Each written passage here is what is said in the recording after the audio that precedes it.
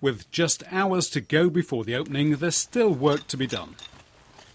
This was the site of Samuel Elno's magnificent Mellor Mill, 400 feet long and 6 stories high. He diverted the river Goyt to power his water wheel, the largest in the world. The water would have come in at the top here, at the sleet, driven the water wheel down and exit through the tunnel I'm facing now. Right, morning. Good turnout.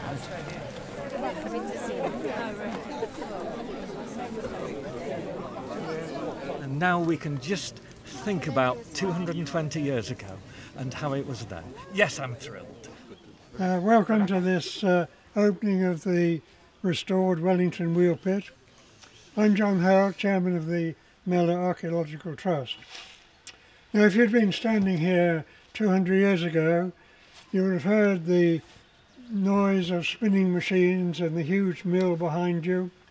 There'd be men, women and children working there on a Saturday. Horse-drawn carts would have been coming down bringing bales of cotton, or others loading up with crates of bobbins to go on to the hand weavers.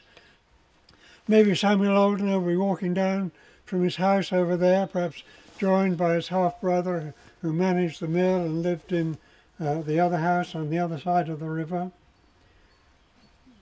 The Waterloo Wheelpit across the road had not been built, but tradesmen might have been coming up from the workshops down by the river, or the groom perhaps would have been leading up Samuel Elno's horse, so that after he'd checked the mill, he could ride into Stockport to meet some of his business colleagues for lunch.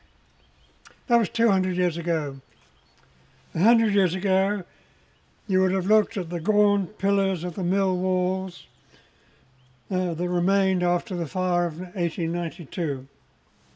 1 year ago, you would have been standing in woodland, full of undergrowth, with a great hole behind you, half full of debris, or 2/3 full of debris and dump tyres, even a dustbin, and with trees growing into the sides of the walls. By a piece of serendipity, we learned at an archaeological conference that thanks to a generous benefactor, the Association for Industrial Archaeology had funds available for a restoration project. And so we applied, and we've received an award of £15,000, to which we add some money from the Trust's own reserve. And this has enabled us to uncover a small part of the mill, but a part which does display the magnificence of the whole building. And that's the huge pit behind me, which housed the Wellington Wheel. We are extremely grateful to the AIA, who now asked Mark Sissons, Chairman of the Association for Industrial Archaeology, to say a few words and then to cut the tape leading down to the wheel pit. The work done by the Mellor Archaeological Trust in restoring the Wellington Wheelpit commemorates, I feel, the shaping of so much of the scenery of this section of the Goyt Valley, because Old No didn't merely plonk a mill down, he remodelled large amounts of the valley to build this great work. I'm particularly happy to be asked to open it on several counts. Firstly, as John mentioned, the Association for Industrial Archaeology has been happy to provide a part of the money for this restoration. This is enabled through generous funding provided by one of our members on an annual basis, with the aim of helping to finance the restoration of industrial remains and artefacts. His desire in providing this finance is to ensure that these great works from a period when Britain led the world in the development of industry is not forgotten by future generations. Much of this valley bottom had disappeared under scrub.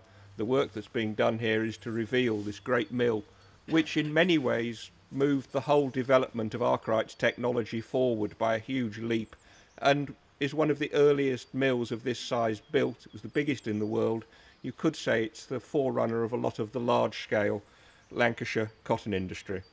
Might be a slightly big assumption, but it was a very large mill.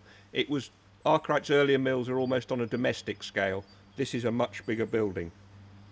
On a personal basis, having trained as a textile technologist in cotton spinning I'm delighted to see recognition of the impact that the development of cotton spinning had on this area from the late 18th century through to the mid 20th century. I'm probably one of the last groups of people who actually trained in the Lancashire and West of Scotland cotton spinning industry. Furthermore, as a student, I had to plough through tomes such as Physical Properties of Textile Fibres, which were written by one J.S. Hurl. It's a great pleasure to see what's kept him busy in retirement, having ploughed through all that lot. I must commend the work done by Mellor Archaeological Trust and others such as the Manchester Regional Industrial Archaeology Society and many other contributors in the excavation and interpretation of this fascinating site. I think seeing the wheel pit gives you some idea of the scale of the mill. It is an enormous wheel pit and would have carried a very large wheel, and that was only half the power to the site. I have great pleasure in declaring the Wellington Wheelpit open. Thank you, Mark. And now I hand over to Bob Hunter-Taylor. Well, welcome, fellow mill workers and honoured guests. And thank you to Mark for your kind words and encouragement. That's absolutely fantastic. We wouldn't have been able to do any of this without the help from the Association of Industrial Archaeology, which funded those areas where we needed professional expertise, tree felling, diggers, and various other services which have to be paid for, unfortunately. Although we have had a great deal of help from local business people towards those services. However, it's the fellow mill workers who I take my hat off to, because it's them who have been clearing, cleaning, sorting, digging, pointing, shifting, collecting, interpreting and suggesting. And it's through them that this wonderful project really has come to the point it is today.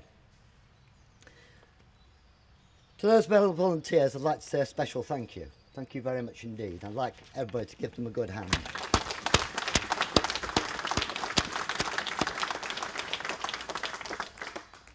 We also had some help from the Youth Offenders Service with some very welcome young muscle, I can assure you. Many of us are getting on a bit now and can't lift things quite the way we used to be able to. So a thank you to them as well. I'd also like to say thank you to the owners of this site. They very kindly, of course, have allowed us to work on their premises, which is absolutely fantastic. And without their cooperation, none of this, of course, would have been possible either.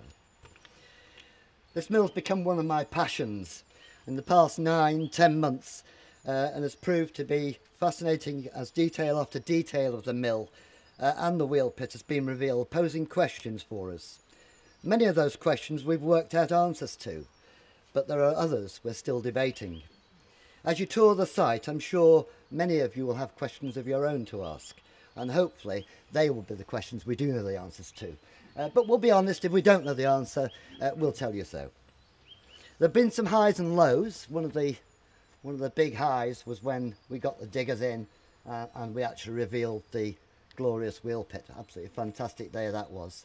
One of the lows was to discover fly tippers had been along and dumped 300 or 400 car tyres on the site. Things that are very, very difficult to get rid of without paying a great deal of money, so that was not a good day. Finally, I'd like to say thank you all for coming along and showing an interest. We're always open to volunteers coming along and helping out. We're starting our volunteer weekends again on the 17th of this month, and basically a volunteer weekend is a Saturday and a Sunday, any time between 9 o'clock in the morning and 4 in the afternoon. Everybody and anybody is welcome. There are jobs for all. Anyway, enjoy the rest of the tour. Thank you very much indeed.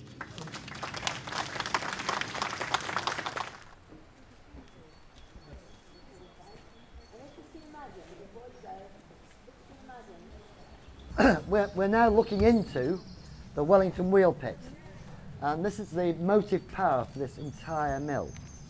This wheel was the largest in the world, therefore it's the largest wheel pit in the world in 1790. I'd like to just imagine the noise that was being created by this wheel. 22 foot in diameter, 17 foot across, water coming down the leat opposite us from the pond, hitting this wheel and rushing round, and you get the beat of the wheel with this whoosh, whoosh, whoosh, whoosh. People will be coming down these steps 24 hours a day to grease the bearings. And these big blocks of stone you can see either side, the one on the left where my ladders are leaning against, that's where the bearings would have rested for the wheel. Revealing this outdated technology shows how the economy of this area was built in the first place, and probably Marple is still trading off the remains of that economy. That's the first time I came down here. It was covered with trees and debris, and just seeing all the stonework exposed is just amazing. Bob's done such a great job. It's like open to the public and everyone can see all the work that everyone's done. They installed 2 steam engines down in this area, which is a depression now, onto the embankment beyond the fence, which is about 50 metres away. You see a hole in the ground as it goes up the hill. That in fact is the flue from the boiler house. And the reason that you built, if you could, you built a flue up a hillside, and then at the top of the hill you took it up, was you still got the same length of flue without having to build a very, very tall structure. So you still got a good draft going up that flue. It was much cheaper and easier to build it on the ground or up a hillside than it was to build it up into the air.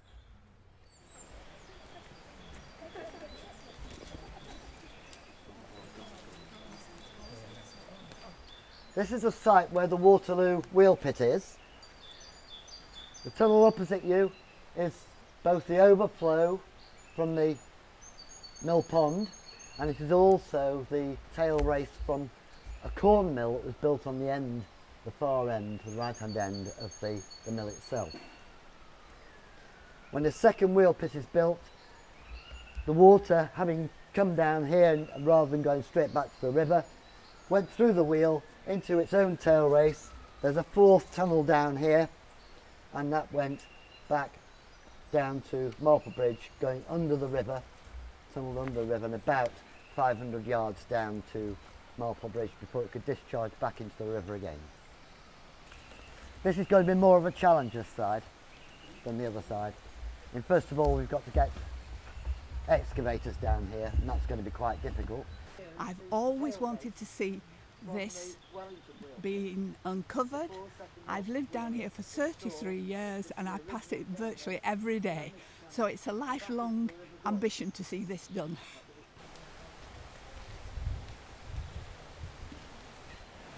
The bridge was built by Old Now, having built the road down the cliff opposite. Of course the railway wouldn't have been there, which is up above it now.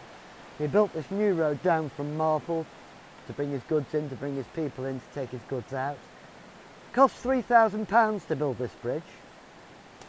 The tunnel you're seeing here was, we think, had 2 purposes. Certainly one purpose was to take goods through to the cellars of Old Now's mansion, which is on the other side of the road. However, there's another theory. Not only did it do that, with the stables being on this side and Old Now on the other, he would want his horse sometimes, and we think the tunnel probably had a junction in it, and part of that tunnel went up into the grounds of the house to enable him to have his horse delivered to his front door. That'd be wonderful.